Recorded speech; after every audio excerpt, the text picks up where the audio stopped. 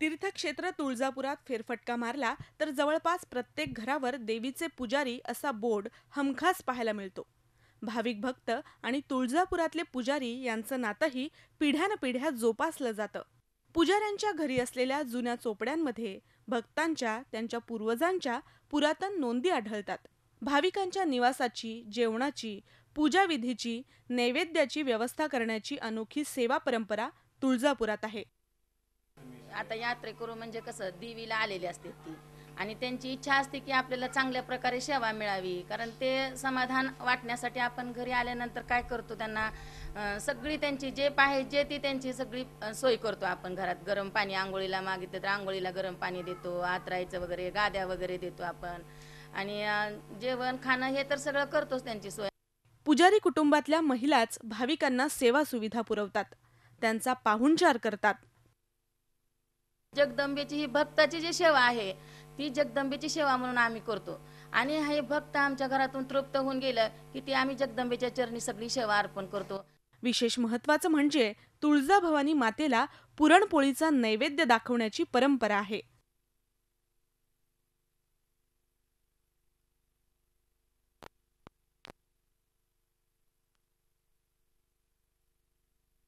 मंदिरातील पूजा आणि नैवेद्य दाखवून झाल्यावर भाविक महाप्रसाद म्हणून पुजाऱ्याच्या घरीच पुरणपोळी आणि साजूक तुपाचं जेवण करतात। त्यामुळे तुळजापूरमधील प्रत्येक पुजाऱ्याच्या घरी पुरणपोळीचा स्वयंपाक अहोरात्र सुरू असतो।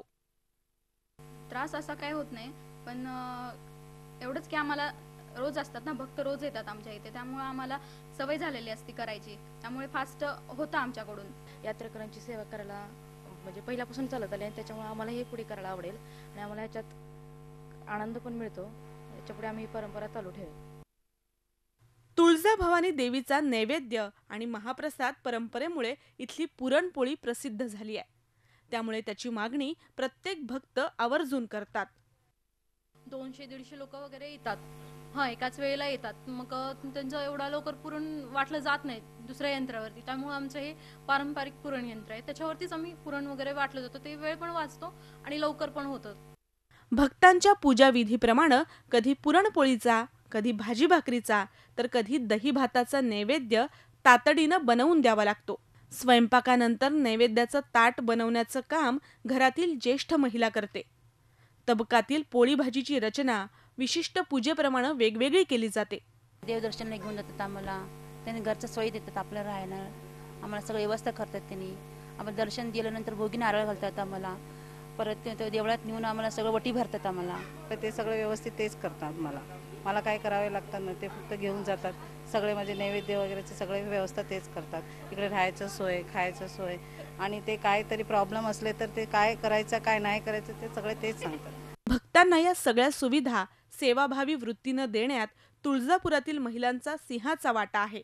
आमच्या पूजा वर्गाच्या ज्या महिला ज्या आहेत त्या आमच्या पूजनाच्या पाठीराखे आहेत। जे आमचं जे काम आहे ते मंदिरातलं वेगळं आणि जे घरचं जे करतात ते आमचे सगळे महिलाच करतात। येणाऱ्या भक्तांची व्यवस्था असो किंवा घरचं काम असो, स्वच्छता असो किंवा कोणतीही घरातली अडचण असो, हे आमच्या घरातल्या महिलाच करतात।